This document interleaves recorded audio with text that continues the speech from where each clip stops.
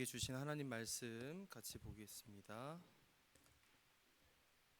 요한복음 16장 1절부터 15절까지의 말씀. 요한복음 16장 1절부터 15절까지 우리 한 목소리로 말씀 읽겠습니다. 시작. 내가 이것을 너희에게 이름은 너희로 실족하지 않게 하려 함이니 사람들이 너희를 출교할 뿐 아니라 때가 이르면 무릇 너희를 죽이는 자가 생각하기를 이것이 하나님을 섬기는 일이라 하리라. 그들이 이런 일을 할 것은 아버지와 나를 알지 못함이라.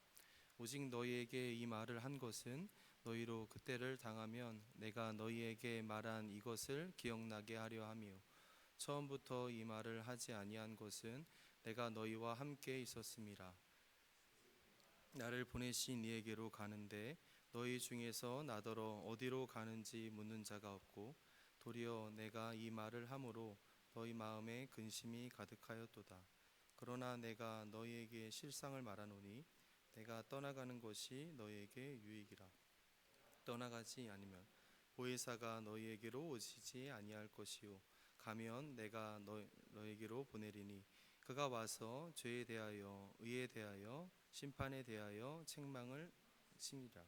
죄에 대하여라 함은 그들이 나를 믿지 아니하며 의에 대하여라 함은 내가 아버지께로 가니 너희가 다시 나를 보지 못하며 심판에 대하여라 함은 이 세상 임금이 심판을 받았음이라.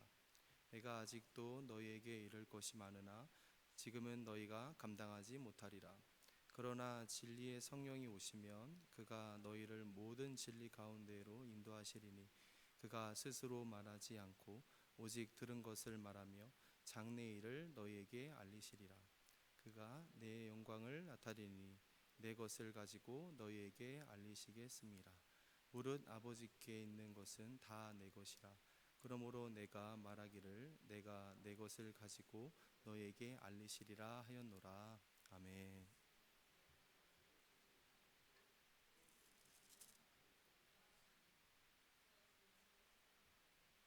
몇 절? 15절까지.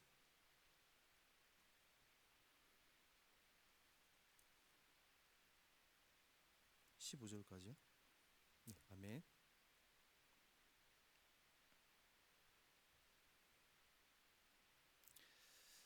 마이크 볼륨이 좀 작지 않아요? 네. 저도 제 마이크 소리가 잘 안 들려요.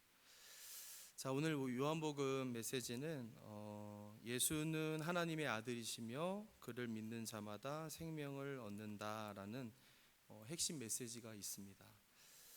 너무 뻔하고 흔한 그런 성경의 메시지 아니냐 하겠지만 사실 다른 복음서들에서는 비교적 예수님의 이러한 이야기들을 시간의 흐름에 따라서 이렇게 설명을 하고 있다면 요한복음에서는 좀 다릅니다.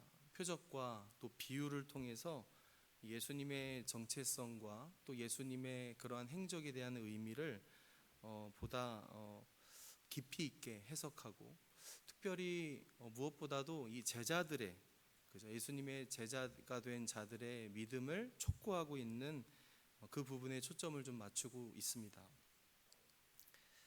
자, 오늘 말씀의 역사적 배경을 보면은 자, 이 말씀에서 예수님이 지금 십자가를 지시기 전날 밤, 그죠? 유월절 식사 이후에 이제 다락방에서 제자들에게 주셨던 말씀인데 제자들은 이미 예수님의 떠나심과 또 제자들이 이제 배신하여 예수님을 부인할 것을 예고하시며 이제 제자들이 깊은 불안과 혼란에 그렇게 빠져 있는 상황이라는 것을 우리가 압니다. 자, 바로 그 상황 속에서 주어진 말씀이기 때문에 이 고별 담화가 그동안 예수님이 제자들과 함께 나누셨던 그런 교훈들과는 분위기가 좀 사뭇 다른 좀 절망적인 그런 분위기였고 동시에 그 가운데 이제 제자들을 향해서 위로의 말씀 또 약속의 말씀을 하고 계신 겁니다. 자, 오늘 요한복음 14장부터 16장까지 이어졌던 이 고별 담화가 예수님의 이 지상 사역의 이제 마지막 가르침이라는 점이 매우 중요합니다. 예수님은 그 떠나실 것을 내가 떠날 것을 단순한 그냥 상실, 내가 없어질 거야 이렇게 끝나는 게 아니라 오늘 말씀에 나오지만 오히려 더 유익할 거야 이렇게 말씀하시며 곧이어 성령의 오심을 약속해 주시죠. 그러니까 제자들의 그동안 이제 제자들이 봤을 때 눈에 보이는 예수님을 의지하는 수준이었어요. 예수님이 직접 옆에 있었으니까 그 예수님을 의지하고 그의 말씀을 직접 듣고 또 따르고 이렇게 했다면, 이제는 성령을 통해 하나님과 직접 교통하며 살아가는 보다 높은 수준의 신앙인이 되기를 예수님이 이제 바라고 계시는 장면이에요. 그래서 요한복음 16장은 이제 십자가의 죽음과 또 부활이라는 이 사건을 앞둔 마지막 가르침인 동시에 이제 17장에서 예수님이 하실 일명 대제사장적 기도로 나아가는 마지막 관문이기도 합니다. 예수님은 성령을 통해 이 제자들이 진리 가운데로 인도함 받고 성령을 통해 세상 속에서도 이 성령을 통해 흔들리지 않는 믿음을 가지면서 기쁨이 충만한 그러한 삶을, 이 성령님이 주시는 인도함대로 기쁨이 충만한 삶을 살아갈 수 있도록 오늘의 말씀을 해주시는 겁니다. 오늘 말씀을 듣는 가운데 우리 또한 그 약속의 말씀을, 그 소망의 말씀을, 그 성령님께서 함께 하신다는 말씀을 함께 듣기를 원해요. 내가 어떻게 살아야 하는지, 특히 성령님을 의지하여 산다는 게 뭐고 또 그 성령님을 통해 내가 얻을 수 있는 유익한 것이 무엇이 있는지 깨닫고 돌아가는 저와 여러분이 되기를 간절히 소망합니다. 자, 2절 말씀부터 한번 보겠습니다. 오늘 본문에 2절에 보시면 사람들이 너희를 출교할 뿐 아니라 때가 이르면 무릇 너희를 죽이는 자가 생각하기를 이것이 하나님을 섬기는 일이라 하리라 라고 나옵니다. 자, 여기 보시면 출교란 게 나오는데, 자, 종교 공동체에서 쫓겨나는 걸 말해요. 출교. 그러니까 사회적, 경제적 관계까지 또 끊어지는 걸 의미합니다. 그러니까 매우 심각한 배제를 당할 거야. 지금 예수님을 믿는 제자들의 이 신앙, 그들이 예수님을 믿는다는 이유 때문에 사람들의 삶의 기반 자체가 흔들리는 고통을 이제 겪게 된다라는 말씀이에요. 그리고 너희를 핍박하는 자들이 심지어 이렇게 말한다는 거예요. 죽이는 것도 행하는데 그들이 이렇게 말합니다. 이것이 하나님을 섬기는 일이야.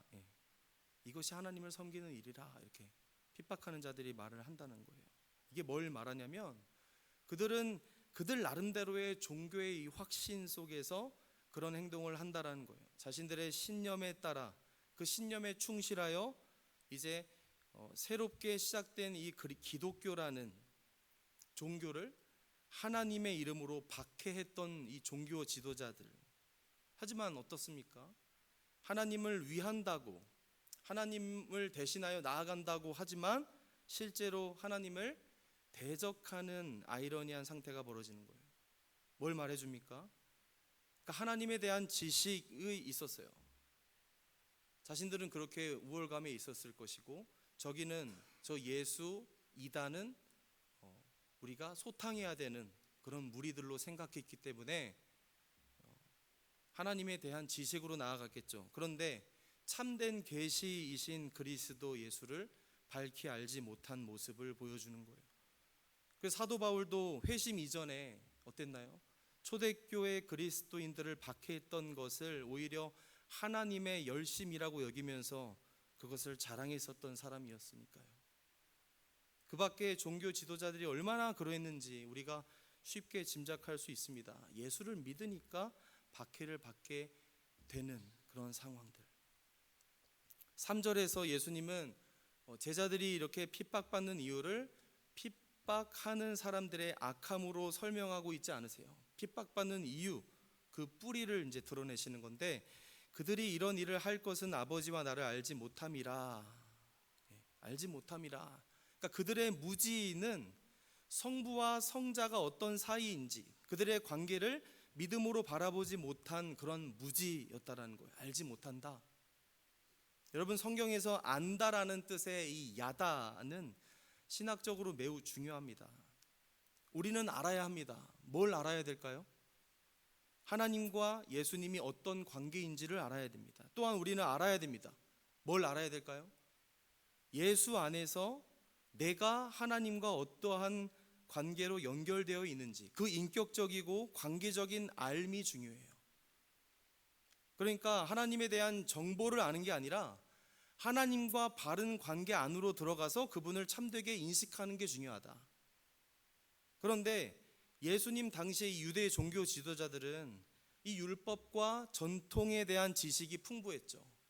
그건 풍부했지만 정작 하나님께서 보내신 아들 예수 그리스도를 알아보지는 못했습니다. 더 정확히 말하면 하나님과 예수님의 관계를 알지 못했고, 그래서 예수님을 거부함으로써 또한 하나님을 참되게 알지 못하는 상태에 있었다. 따라서 예수 그리스도를 배제한 이 하나님에 대한 이해는 결국 왜곡된 신앙일 수밖에 없다라는 것이죠. 그래서 본문에서 그들은 하나님을 위한다고 생각하면서도 실제로는 하나님의 뜻을 거스르고 하나님의 백성을 핍박하는 이 모순된 행동을 하고 있는 거예요.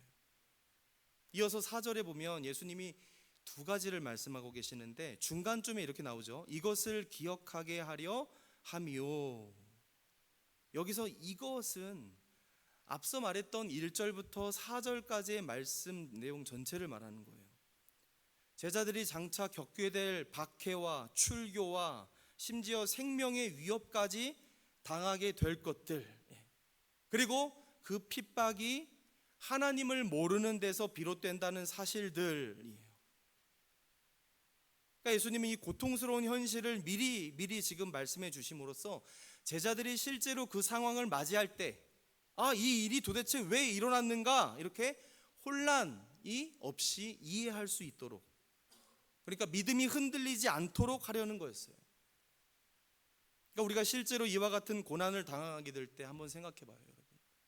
이 일이 나에게 왜 일어났는가? 지금 예수님이 제자들에게 말씀하셨던 이 예고가요, 나의 고난 속에서도 나의 신앙을 지키도록 돕는 하나의 예고와 같다라는 거예요. 그래, 맞아. 내가 당하는 이 고난은 그들이 하나님을 몰라서야. 그러나 난 하나님과 연결되어 있지. 하나님으로부터 절대로 떨어질 수 없도록 나를 주께서 묶어 두셨기 때문에 이 고난은 오히려 나의 신앙을 더욱 견고히 지켜줄 뿐이야 라는 어떤 심정으로 실제 삶에서, 내 삶에서 이 고난을 피하지 않고 정면으로 맞서는 그러한 적용이 가능하다라는 거예요. 그러니까 뭐예요? 예수님이 제자들에게 그렇게 예고하신 이유도 그렇고, 그 예고를 나의 말씀처럼 받아들여 제가 방금 얘기했던 그런 식으로 내 신앙 고백을 하는 그것이 뭘 말해주느냐? 예수님 뭘 말씀해 주시는 거냐? 그 고난에 맞서라. 너희에게 이러한 고난이 올 건데 그 고난을 피하지 말고 맞설 수 있으려면 어떻게 해야 하는지. 그리고 이어서 나오는 말씀, 처음부터 이 말을 하지 아니한 것은 내가 너희와 함께 있었음이라. 즉 제자들이 세상 속에서 겪게 될 이 핍박과 박해, 이것이 있었고 또한 있겠고 계속 있을 건데, 그 모든 과정 속에서 언제나 예수님이 계셨다. 예수님이 제자들 앞에 계셔서 세상에 온갖 미움이 쏟아져도 그것을 전면적으로 예수님이 다 받아내셨기 때문이었지만, 그동안 그랬지만 이제는 아니다. 이제는 그 연약했던 제자들의 모습을 경고하시면서 곧 있을 이 영적 전쟁에 맞서 싸울 수 있도록 그들을 또한 정비시켜 나가시는 예수님의 이 긴장감 있는 말씀들이 있는 거예요. 이전에는 이랬지, 내가 지켜줬어. 하지만 지금은 이제 아니야. 이제 상황이 달라질 거야 라는 거예요. 예수님은 곧 십자가를 지시고 그들 곁을 떠나실 것이며, 그 그 이후에는 이제 제자들이 직접 이 세상과 마주해야 합니다. 그래서 그들이 감당해야 할 고난의 현실을 분명히 알려주고 계시는 거예요. 자, 두려워하고 그저 놀라고만 있기에는 여러분 어떤가요? 이 세상이 너무 험하다. 그래서 세상을 이기는 믿음이 필요하며 그 믿음으로 어떻게든 견뎌야 한다라는 말씀을 하시려는 거예요. 자, 이어서 5절 뒷부분에 보시면 너희 중에서 나더러 어디로 가는지 묻는 자가 없고 라고 말씀하시죠. 역시나 지금 참된 의미를 가지고 묻는 자가 없다. 뭐예요? 이 제자들의 영적 상태를 지적하고 계신 거예요. 앞서 요한복음 13장에서 베드로가 주여 어디로 가십니까? 그렇게 물었어요. 자, 14장에서 도마가 주께서 어디로 가시는지 우리가 알지 못하거늘 그 길을 어찌 알겠습니까? 그렇게 또한 물었어요. 그것도 단순히 몰라서 물어봤다기보다는 지금 제자들이 자신들이 보기에 지금 우리의 상태가 불안하고 당혹스러워서 나왔던 반응이었다는 거예요. 주님 어디로 가십니까? 그러니까 정말 순수하게 그 길을 물어보는 게 아니라 당황스러워서 불안해서 그토록 오랫동안 예수님과 함께 있었는데도 예수님이 그렇게 많은 사건과 이야기들과 교훈들 속에서 식탁 교제에서 말씀해 주셨음에도 불구하고 그 예수님의 십자가와 부활과 그리고 아버지께로 돌아간다는 이 영광의 길에 대해서 제자들이 아무도 몰랐다는 걸 말해요. 제자들은 예수님이 어디로 가시는가 보다 예수님이 떠나면 우리가 어떻게 되는가, 우리는 이제 어떻게 하지, 이런 근심이 있었던 것 같습니다. 우리의 모습도 이와 같을 때가 많은 것 같아요. 우리는 하나님의 뜻과 계획을 구합니다. 여러분 각자 그렇게 기도할 거예요. 보다 말씀에 가까운 삶을 살기 위해 몸부림칩니다. 그렇게 몸부림치지만 살다 보면 당장 닥치는 상황들, 문제들 많잖아요. 오늘 당장 생길 수도 있고 어제 저번 주에 있었던 일이 아직 해결되지 않는 문제들이 있어요. 막 닥치는 문제들이 있죠. 자, 그러면 그 상황과 그로 인해서 생겨나는 그 감정에 휘말리는 경우가 참 많아요. 그래서 오늘 본문의 제자들처럼 근심에 빠지고 정작 물어야 할 본질적인 질문, 하나님의 일하심이 무엇입니까? 지금 이 일을 통해 무엇을 이루어가고 계십니까? 라는 본질적인 질문을 놓치기 쉽다라는 거예요. 그래서 예수님은 이어지는 말씀 속에 이제 성령님을 약속하시면서 그들에게 꼭 필요한 절대적인 분을 소개시켜주고 있는 거예요. 7절에 내가 떠나는 것이 너희에게 유익하다. 내가 떠나면 보혜사를 너희에게 보내리니. 자, 그래서 이제 8절부터 11절의 내용에 보면은 보혜사 성령께서 본질적으로 어떠한 사역을 하시는지가 이제 나옵니다. 그가 와서 죄에 대하여, 의에 대하여, 심판에 대하여 세상을 책망하시리라. 잘못을 드러내고 깨닫게 하여 회개로 이끄는 걸 말합니다. 자, 먼저 죄에 대하여 하면 그들이 나를 믿지 아니함이요라고 하죠. 예수 그리스도를 믿지 않는 것. 여러분 세상에는요, 세상 사람들은 이 죄라는 것을 어떤 윤리적인 기준으로만 이해하고 있지만 하나님을 믿는 우리, 하나님 앞에서 가장 근본적인 죄가 뭐라고 우리는 생각합니까? 하나님의 아들이신 예수님을 거부하는 걸 말해요.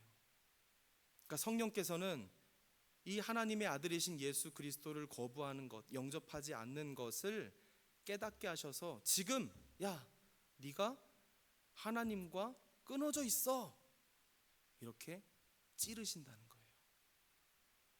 자, 두 번째, 의에 대하려라 함은 내가 아버지께로 가니 너희가 다시 나를 보지 못함이요. 그러니까 참된 의가 누구에게 있는가를 드러내고자 하신다는 건데, 여러분, 예수께서 십자가에서 죽으시고 부활하신 이후에 아버지께로 가신다는 것은 하나님께서 예수님의 사역을 의롭다고 인정하셨다는 가장 확실한 증거가 돼요. 그러니까 예수님의 모든 사역 가운데 십자가에서 죽으시고 부활하시고 아버지께로 가시는 이 사역은 정점이고, 그 완전한 성취로 인해서 예수님께 모든 의의가 딱 걸린 거예요.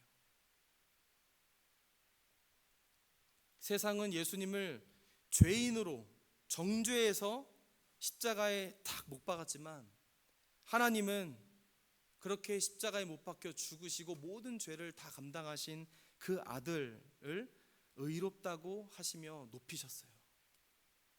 그래서 성령께서는 이를 통해서 인간의 그 자기 의로서가 아니라 오직 예수 그리스도를 통해서만, 예수님이 모든 걸 완성하신 그 의로움을 통해서만 참된 의의가 주어진다라는 사실을 깨닫게 하시는 거예요. 자, 세 번째, 심판에 대하여 함은 이 세상 임금이 심판을 받았음이라 라고 나오죠. 자, 여기서 세상 임금은 사탄을 가리킵니다. 사탄이 심각하게 착각하는 게 하나 있었죠. 예수님이 십자가에 달려 죽어서 자기가 이제 이긴 줄 알았던 거예요. 하지만 십자가, 죽음이 곧 승리였고 참 생명을 위한 것임을 예수님은 아셨어요. 결국 사탄은 결정적으로 패배한 것이고 심판이 확정된 것이에요. 성령께서는 이 사실을 드러내셔가지고 이 세상의 모든 권세의 결국 주의 심판 아래에 있다라는 것을 깨닫게 하시는 거예요. 동시에 그 심판이 단지 이 사탄에게만 국한된 게 아니에요. 사탄의 종로로 타던 모든 세상 체계에도 해당된다라는 것을 성령을 통해 깨닫게 하시는 거예요. 그러니까 정리하면 이 성령님의 사역이 뭡니까? 죄에 대해서는 믿지 않는 그것을 깨닫게 하시는 거예요. 너 안 믿고 있잖아. 의에 대해서는 오직 그리스도만이 참된 의이심을 알게 해주시는 것이고, 심판에 대해서는 이미 승리하신 예수 그리스도로 말미암아 세상이 하나님의 심판 아래에 있음을 확증해 주시는, 그것을 보여주시는, 그것이 성령께서 하시는 일이다. 여러분, 이 내용을 통해서 사람은 자신의 상태를 깨달아야 돼요. 아, 내가 죄인이구나. 아, 모든 의로움을 예수님이 이루셨으니 예수님을 통하여 내가 이롭게 되어지는 거구나. 그 예수님이 승리하셨으니 이 세상을 심판하시는 심판주 앞에 굴복해야 되는 게 맞구나. 그렇게 자신의 상태를 깨닫고 결국 예수 그리스도께로 나아가도록 인도함 받는 것, 그게 성령님의 사역이라는 겁니다. 자, 그리고 이어서 12, 13, 14절 그리고 15절에서는 이 진리의 성령께서 오실 때 행하실 사역들, 그것을 말씀해 주시는데, 12절에서 16장 뒷부분에서 다시 다루시는 이 말씀들이 있는데, 아직 십자가 죽음과 부활을 경험하지 못했던 제자들이었기 때문에 그 의미를 온전히 이해할 준비가 되어 있지 않다는 것, 그것을 말씀해 주시고, 그래서 예수님은 성령께서 오셔서 이 모든 말씀들을 나중에 깨닫게 하실 거야 라고 13절에 말씀하시는데, 자, 여기서 중요한 게 뭐냐면 성령께서요 새로운 어떤 진리를 창조하신다는 의미가 아니에요. 이미 예수님 안에 계시되었던 이 진리를 온전히 이해하도록 인도하실 것이다 라는 내용이에요. 장래일을 알리시리라 라는 말씀도 예수님이 십자가를 지시고 부활하신 바로 그 시점 이후부터 펼쳐질, 예수님의 십자가 사건 이후부터 펼쳐질 모든 구원에 대한 의미들, 거기에 우리도 지금 들어가 있습니다. 그 모든 구원의 의미와 이후에 펼쳐질 모든 하나님의 그 계획들을 깨닫게 하실 것이다. 지금 그 일이 이루어지고 있는 것이죠. 특히 14절에서 그가 내 영광을 나타내리니 내 것을 가지고 너희에게 알리시겠습니다. 이 말씀은 이 성령님의 사역의 중심인데, 언제나 예수 그리스도만을 드러내신다는 거예요. 예수님을 돌아가라. 예수님께로 돌아가라. 예수님이 적혀 있는 말씀으로 돌아가라. 그러니까 성령님은 자신을 드러내지 않으셔요. 성령님은 오직 예수님의 말씀과 예수님의 사역을, 그리고 예수님의 정체성과 예수님이 영광 받으시는 그것을 밝히 드러내시는 일을 하십니다. 그래서 성령님을 가리켜 그리스도 중심적 계시의 해석자라는 신학적 이름이 붙기도 해요. 그리스도 중심적 계시의 해석자. 자, 마지막 15절에서는 예수님이 무릇 아버지께 있는 것은 다 내 것이라고 하시면서, 자, 성부, 성자, 성령이 서로 연합하심을 다시 말씀해 주시는 내용이 나옵니다. 앞서 설명했던 대로 성령께서 알리시는 내용들은 성부로부터 성자에게 주어진 구원의 진리, 곧 하나님의 뜻과 하나님의 계획 전체의 내용이에요. 그리고 그 중심에는 언제나 누가 있다? 예수 그리스도. 그리고 예수 그리스도의 구속 사역, 그리고 예수 그리스도의 구속 사역의 중심인 십자가에 달려 죽으시고 부활하시는 그 사역이 자리하고 있다라는 거예요. 다 정리하면 이 진리의 영이신 성령님의 역할이 뭐냐면, 첫째, 제자들이 아직 이해하지 못한 이 예수님의 말씀, 예수님의 사역을 깨닫게 하시는 거예요. 성령님이 오시면 그것을 깨닫게 하시는 것이고, 둘째, 모든 진리 가운데로 인도하여서 이 하나님의 구원 계획을 올바로 이해하게 하신다는 것. 그리고 셋째, 무엇보다 예수 그리스도의 영광을 드러내고 그분에 관한 그 진리를 분명히 알게 하시는 것. 그러니까 한마디로 그리스도를 더 분명히 알게 하는 것으로 귀결됩니다. 그러므로 성령께 감동된 자는 반드시 예수 그리스도를 깊이 알게 되고 깊이 믿게 되고 깊이 따르게 되는 제자의 삶으로 나아간다. 시간이 많이 지났지만 짧게 이 내용을 가지고 구체적으로 성령님의 인도하심을 받는 우리의 구체적인 삶의 모습이 어떻게 나타날지 두 가지만 짧게 나눠보겠습니다. 첫 번째는 성령께서 우리 가운데 오셔서 우리의 내면을 실제로 다루시고 또 변화시키신다는 그 점이에요. 우리의 내면. 여러분, 안 좋은 감정이 내 속에서 일어나는 것을 볼 때 우리는 그 감정을 무조건 없애기 위해 노력하거나 그 감정 자체를 부정하려고 듭니다. 하지만 그 감정을 없애기보다 그 감정을 바르게 해석하고 다스리도록 성령께서 인도해 주신다는 거예요. 제자들은 예수님의 떠나심 앞에서 근심하고 두려움에 사로잡혔어요. 근데 주님 말씀하셨죠. 성령께서 오시면 저희의 그 감정과 무너진 심정과 떨어진 시선과 깨닫지 못한 그 이해까지도 완전히 새롭게 하실 것을 주님께서 약속의 말씀을 해주셨어요. 여러분, 우리의 삶에도 마찬가지로 적용되는 거예요. 우리는 여전히 감정에 쉽게 흔들립니다. 억울하거나 분노하거나 불안하고 그런 감정들이 올라올 때 그것에 끌려가는 그런 것이 아니라 성령님의 도우심을 구해야 돼요. 그래서 성령님은 가장 먼저 우리 마음을, 우리 내면을 이렇게 우리 마음을 비추세요.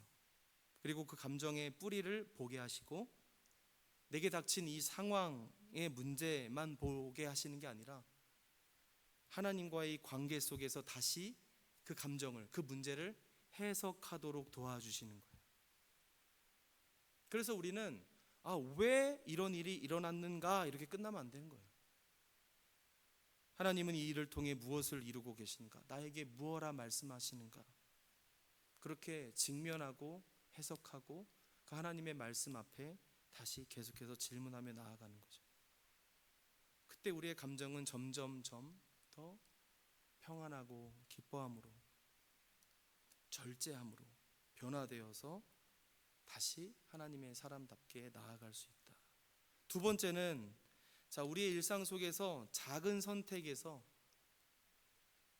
선택들을 해나가는 데서 성령님의 책망을 따라가 보는 거예요. 8절에 보시면 예수님은 성령께서 오시면 죄에 대하여 의에 대하여 심판에 대하여 세상을 책망하신다 말씀하셨죠. 이러한 책망을 들었을 때 내가 정죄받았네? 라고 뭔가 기분 나쁜 것으로 끝나면 안 돼요. 내 삶을 점검해 봐야 돼요. 내 내면을 들여다보면서 내 삶을 바른 길로 돌이키게 하시려는 그 성령님의 도우심이라고 깨달아야 돼요. 이러한 깨달으면 사실 이렇게 주일 예배 때보다 우리의 아주 평범하고 소소한 일상 속에서 짧고 미묘한 그런 마음의 찔림, 그런 감정 속에 더 잘 드러나요.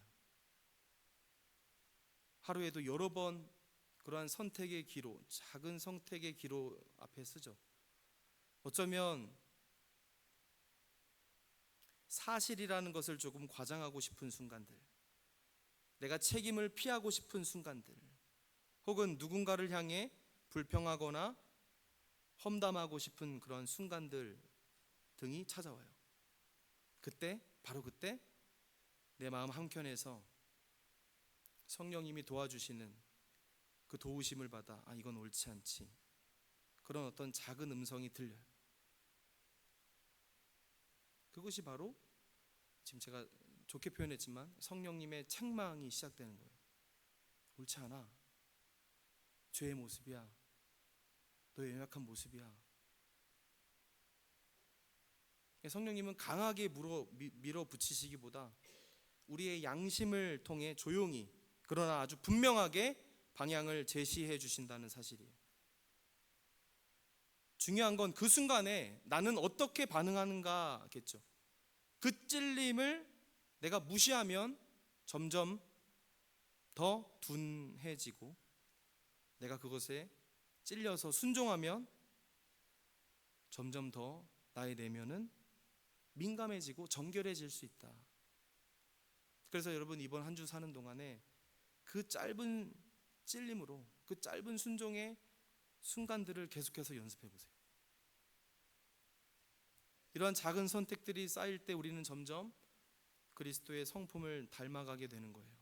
성령께서는 바로 그 과정을 통해서 우리 안에 예수님의 모습을 이루어 가시는 거예요. 우리의 삶이 그래서 복음의 증거, 내 속에 진리의 영이신 성령님을 통하여 복음이 심겨지고 계속해서 예수님의 제자로 나를 다루어 가시는 그 제자의 삶을 살아갈 수 있는, 즉 복음의 증거가 되도록 이끌어 가신다는 사실을 여러분 믿으시길 바랍니다. 말씀 맺겠습니다. 오늘 우리가 붙들어야 할 핵심 메시지는 이거예요. 성령께서는 우리로 하여금 그리스도를 더 깊이 알게 하시고 그분을 의지하여서 살아가게 하신다라는 거예요. 제자들은 근심에 사로잡혔어요.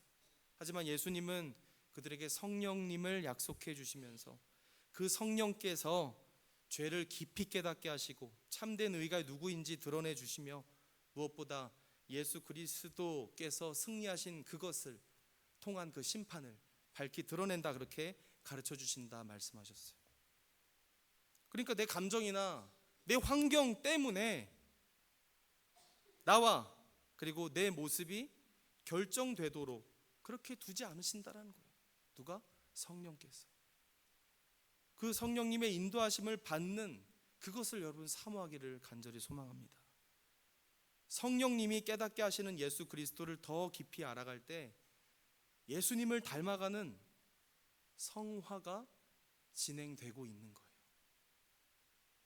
시간 그 성령님의 임재를 사모하며 우리 함께 찬양했으면 좋겠습니다.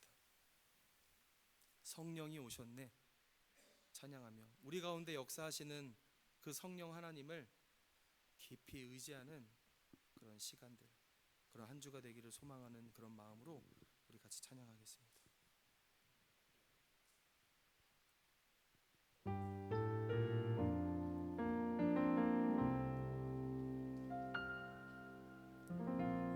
어려운 시절 지날 때 깊은 한숨 내쉴 때 그런 풍경 보시며 단식하는 분 있네. 고와 같이 너희를 버려두지 않으리. 내가 너희와 영원히 함께하리라. 성령이 오셨네. 성령이 오셨네. 성령이 오셨네. 내 주에 보내신 성령이 오셨네. 우리 인생 가운데 친히 찾아오셔서 그 나라 꿈꾸게 하시네. 억눌린 자 갇힌 자 자유함이 없는 자 피난처가 되시는 성령님이 계시네. 주의 영이 계신 곳에 참 자유가 있다네. 진리의 영이신 성령이 오셨네. 성령이 오셨네. 성령이 오셨네. 성령이 오셨네.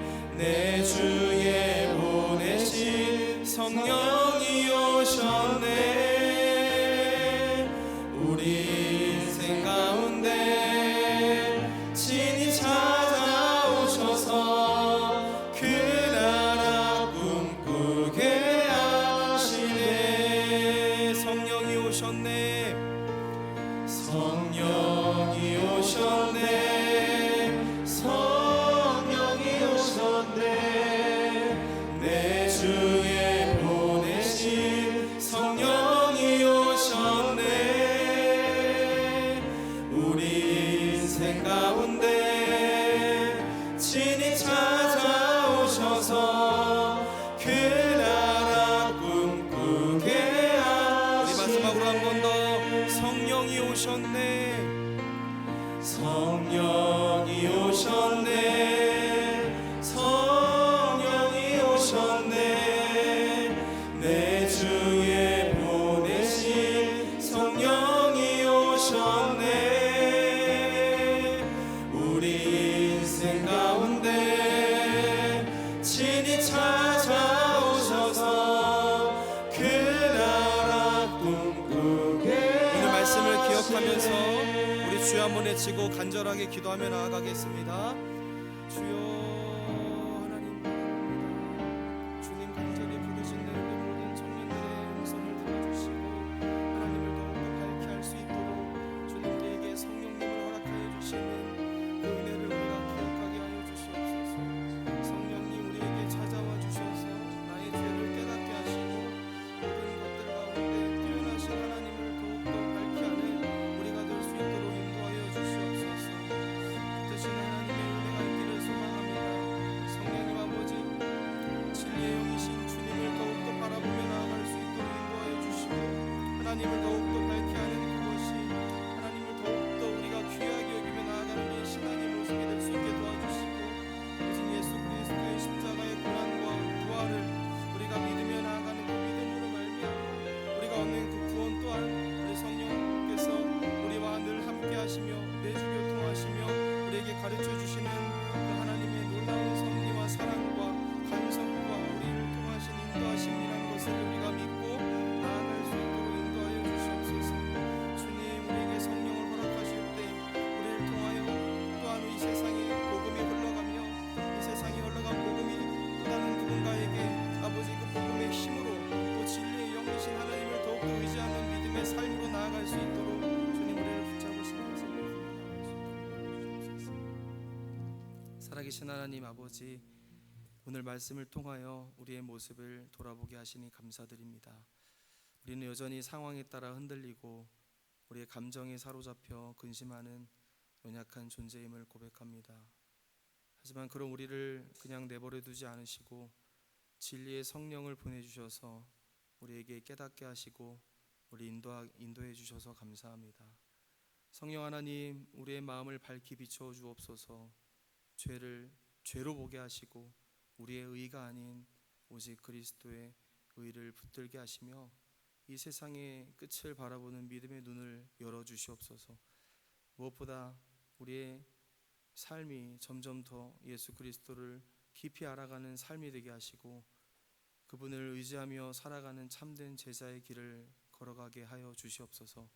말씀을 읽을 때마다 깨닫게 하시고 삶의 여러 순간마다 성령의 음성에 깊이 또한 민감하게 반응하는 믿음을 허락하여 주옵소서. 한 주의 삶 가운데서도 우리의 선택과 우리의 말과 행동을 통해 그리스도의 향기가 드러나게 하시고 우리의 삶이 곧 복음이 되게 하여 주시옵소서. 이제는 우리 주 예수 그리스도의 은혜와 하나님 아버지의 크신 사랑과 성령 하나님의 교통하심과 인도하심이 성령을 의지하여 날마다 그리스도를 더욱 깊이 알아가며 그분을 따라 살아가기로 결단하는 모든 청년들 위해 이제부터 영원토록 함께 있을지어다. 아멘.